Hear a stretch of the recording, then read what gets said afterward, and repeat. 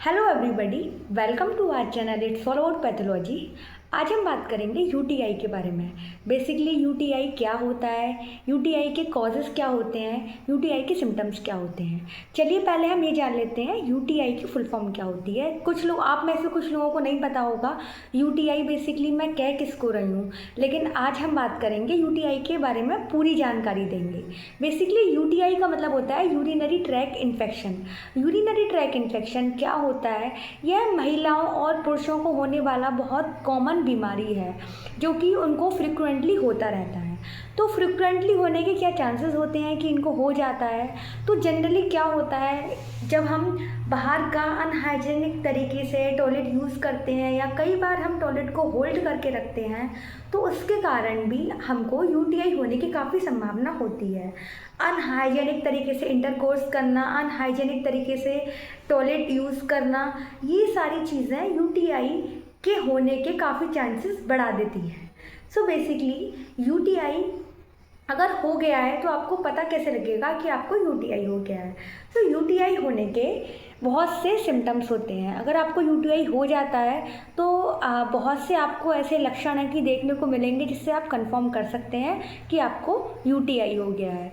सो UTI होने का पहला सिम्टम्स होता है जब आप यूरिनेशन करेंगे तो आपको पेन होगा यूरिनेशन करने में। उसके बाद आपको बर्निंग होगी, जलन भी हो सकती है यूरिनेशन करने में। हो सकता है आपको वाइट डिस्चार्ज हो, ये भी बहुत कॉमन सिम्टम्स है यूटीआई का। हो सकता है आपको बॉडी जो है आपकी फीवरिश जैसा फील हो, आपको ऐसा नहीं लगेगा कि फीवर आ रहा है बट आपको फीवर जैसा फील हो सकता है। उसके बाद आपका पूरी बॉडी एक होगा, बॉडी में पेन आपको फील होगा, थकान बहुत महसूस होगी, वीकनेस रहेगी। ये सारी चीज़ें आपको यूटीआई में देखने को मिल सकती हैं। अब हम यहाँ पे बात करेंगे यूटीआई में ऐसे कौन से टेस्ट होते हैं जिनको आप करा के कंफर्म कर सकते हैं कि आपको यूटीआई है और आप इसकी दवा ले सकते हैं। सो बेसिकली यूटीआई में यहाँ पे एक मेन टेस्ट होता है जिसको हम यूरिन कल्चर के नाम से जानते हैं। ये टेस्ट है, अगर आप ये टेस्ट कराते हैं यूरिन कल्चर तो आपको इसकी रिपोर्ट 4 से 5 दिन में देखने को मिलेगी।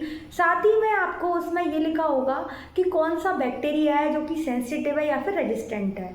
यहाँ पे बेसिकली मैं आपको बता दूँ, जो यूटीआई होता है वो बैक्टीरिया के थ्रू होता है। तो अगर आपको कोई भी बैक्टीरिया के थ्रू इन्फेक्शन हुआ है तो उस बैक्टीरिया के लिए रेजिस्टेंट एंटीबायोटिक होती हैं, सेंसिटिव एंटीबायोटिक होती हैं जो कि यूरिन कल्चर की रिपोर्ट में आपको देखने को मिलती हैं।